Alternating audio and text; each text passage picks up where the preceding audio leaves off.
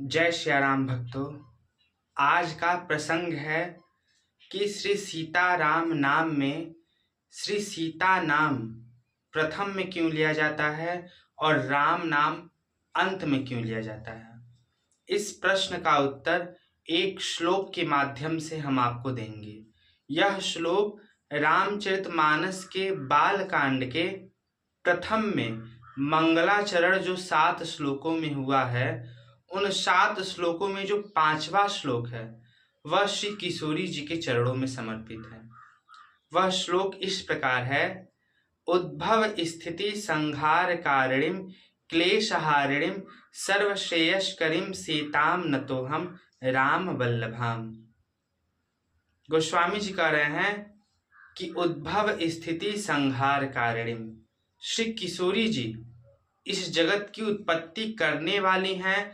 श्री किशोरी जी इस जगत का पालन करने वाली हैं और इस जगत का संहार करने वाली हैं, ऐसा गोस्वामी जी ने नहीं लिखा। गोस्वामी जी लिख रहे हैं कारिणीम। करिणीम उन्होंने नहीं लिखा, कारिणीम। कारिणीम का अर्थ होता है कारण, हेतु।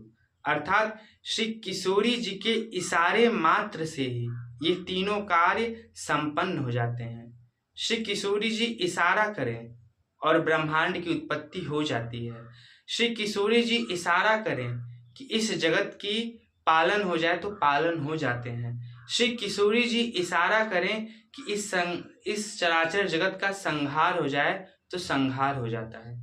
केवल किशोरी जी के इशारे मात्र से ही ये तीनों कार्य सिद्ध हो जाते हैं। इसलिए गोस्वामी जी ने कारिणीम लिखा। और ऐसे श्री किशोरी जी को, ऐसे श्री सीता जी के चरणों में हम प्रणाम करते हैं।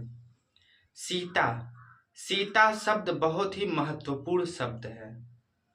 सीता, सूयते इति सीता, अर्थात जिसके इशारे मात्र से ही इस चराचर जगत की उत्पत्ति हो जाती है, उनका नाम श्री सीता जी है। स्यति इति सीता, अर्थात जो अपने आश्रित जनों के अनंत क्लेशों का विनाश कर देती हैं, उनका नाम श्री सीता है। जो अपने भक्तों को निर्मल बुद्धि प्रदान करती हैं, निर्मल मति प्रदान करती हैं, उनका नाम श्री सीता है। गोस्वामी श्री तुलसीदास जी सीता जी की वंदना में 2 चौपाइयों को लिखे हैं। कौन सी चौपाई? जनक सुता जग जननी जानकी, अतिशय प्रिय करुणा निधान की, ताकि युगपद कमल मनाऊं, जा सुकृपा निर्मल मति पाऊं। अर्थात जो जनक की पुत्री हैं और इस चराचर जगत की जो माता हैं, ऐसी श्री किशोरी जी के चरणों में हम प्रणाम करते हैं। क्यों? क्योंकि जिनकी कृपा के बिना जा सुकृपा निर्मल मति पाऊं, जिसकी कृपा के बिना हमें निर्मल बुद्धि प्राप्त नहीं हो सकती। जब श्री किशोरी जी कृपा करती हैं तब जाके हमें निर्मल मति, निर्मल बुद्धि प्रदान करती हैं। निर्मल बुद्धि यानी पवित्र बुद्धि। पवित्र बुद्धि से क्या तात्पर्य है? उस बुद्धि को पवित्र बुद्धि कहेंगे जो बुद्धि भगवान के चरणों में लगी हो, जो मति भगवान के चरणों में लगी हो, उस मति, उस बुद्धि को पवित्र बुद्धि कहेंगे। और वह पवित्र बुद्धि देने वाली कौन है? श्री किशोरी जी, श्री जानकी जी।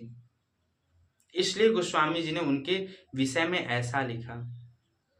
गोस्वामी जी ने सबसे पहले श्री किशोरी जी की वंदना की और बाद में राम जी की वंदना की। ऐसा क्यों? क्योंकि नारद पुराण में लिखा है कि आदौ सीता पदम पुण्यम परमानंददायकम, पश्चात श्री राम नामस्य अभ्यांसस्य प्रशस्यते। पहले सीता शब्द का उच्चारण करना चाहिए, बाद में राम शब्द का उच्चारण करना चाहिए। इससे राम नाम की महिमा 1000 गुना बढ़ जाती है। इसलिए गोस्वामी जी पहले सीता जी की वंदना की हैं और बाद में राम जी की वंदना की हैं। एक बात बताएं आपको, जब हनुमान जी अशोक वाटिका में गए श्री किशोरी जी से मिलने, तब श्री किशोरी जी हनुमान जी से पूछती हैं कि वत्स पुत्र, आप हमें बताइए कि हमारे सरकार की दिनचर्या क्या है। हमारे प्रभु श्री राम की दिनचर्या क्या है? तब हनुमान जी ने उत्तर दिया, वाल्मीकि रामायण के अनुसार हनुमान जी ने उत्तर दिया कि हे मातः, हे जगत जननी, आपके विरह में श्री रघुनाथ जी की ऐसी दशा हो गई है कि वह जागते ही आपका नाम ले करके उनके नेत्र भर आते हैं। अब वह प्रातः स्मरण नहीं करते हैं, उठते ही सबसे पहले सीते सीते कह कर पुकारते हैं। उठते बैठते खाते सोते चलते फिरते हर एक समय वह आपके नाम का ही ध्यान करते हैं, आपके रूप का ही ध्यान करते हैं।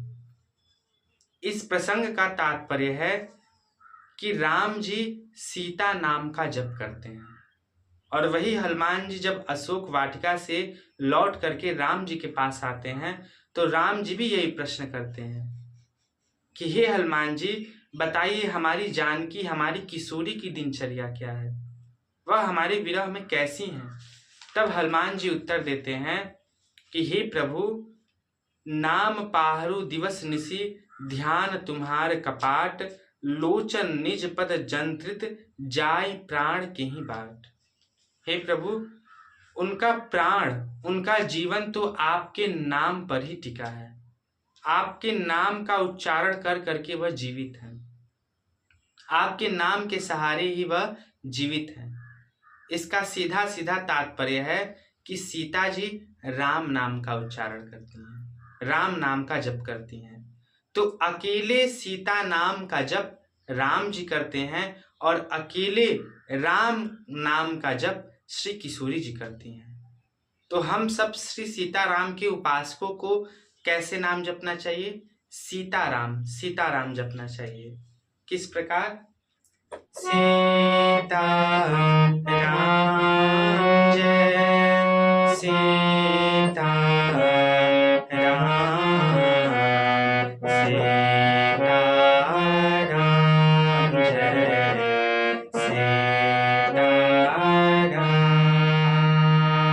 जय सीताराम, सीताराम जय सीताराम,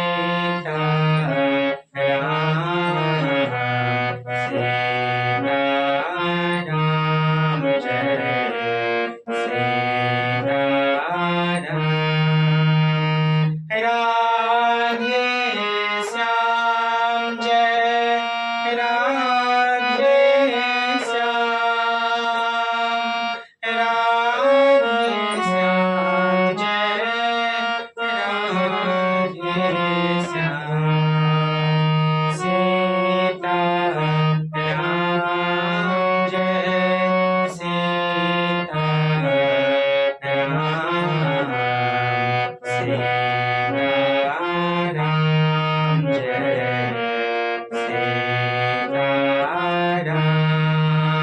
राधे श्याम जय राधे श्याम,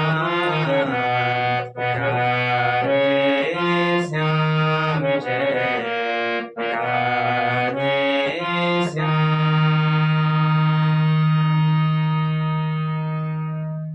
बोलो श्री सीताराम नाम महाराज की जय।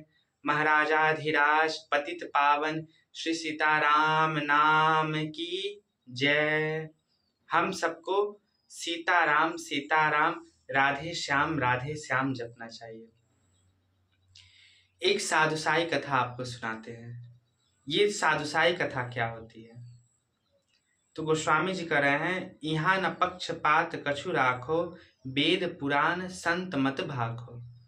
जिस प्रकार वेद के बात प्रमाण है, जिस प्रकार पुराणों के बात प्रमाण है, उसी प्रकार जो सिद्ध संत हैं उनके मत भी प्रमाण माने जाते हैं, प्रमाणित माने जाते हैं। तो जो सिद्ध संत हैं उनकी जो मत है उसी को साधुसाई कथा कहते हैं। तो ये साधुसाई कथा है। एक बार गोस्वामी श्री तुलसीदास जी दुबले पतले हो गए, बहुत ही कमजोर हो गए। उनका शरीर दिन प्रतिदिन जो है दुबला होते जा रहा था। जब राम जी देखे तो राम जी को बड़ी चिंता हुई और वह एक दिन उदास मन से बैठे हुए थे। हनुमान जी आए, पूछे कि प्रभु आपका मुख तो हमेशा प्रसन्नता से खिला रहता है, आज ये आपके मुख पर उदासी क्यों छाई हुई है, इसका कारण प्रभु। तब प्रभु श्री राम बोले कि हे हनुमान, हमारे भक्त श्री तुलसीदास का हमारे सिवा और कोई नहीं है। मैं उनका ख्याल रखता हूँ, मैं उनका ध्यान देता हूँ, और मैं कुछ दिनों से देख रहा हूँ कि गोस्वामी श्री तुलसीदास जी कमजोर होते जा रहे हैं। पता नहीं उनको कौन सा रोग लग गया है। हनुमान जी बोले, हे प्रभु मैं अभी जाकर के पता लगाता हूँ। हनुमान जी तो ज्ञानी नाम अग्रगण्य हैं, सभी ज्ञानियों में अग्रगण्य हैं, उन्हें हर एक चीज का ज्ञान है। हनुमान जी आए बाबा के पास, बाबा ने प्रणाम किया।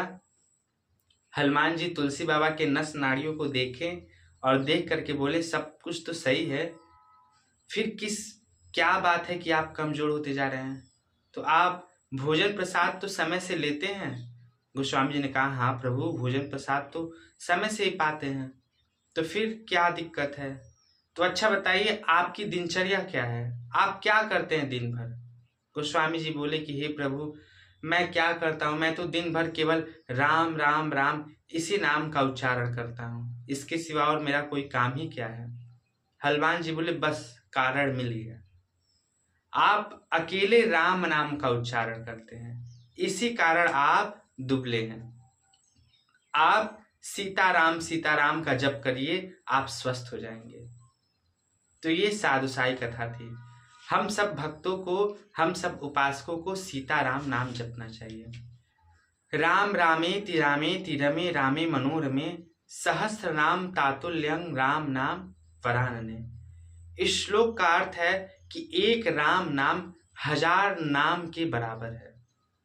और नारद पुराण में लिखा है कि एक सीता नाम 1000 राम नाम के बराबर है। जब हम एक बार सीता नाम का उच्चारण करते हैं तो 1000 बार राम नाम लेने का फल हमें मिल जाता है। इसलिए सीताराम जपना चाहिए। सीताराम नाम से राम नाम की महिमा 1000 गुना बढ़ जाती है। जय श्री राम।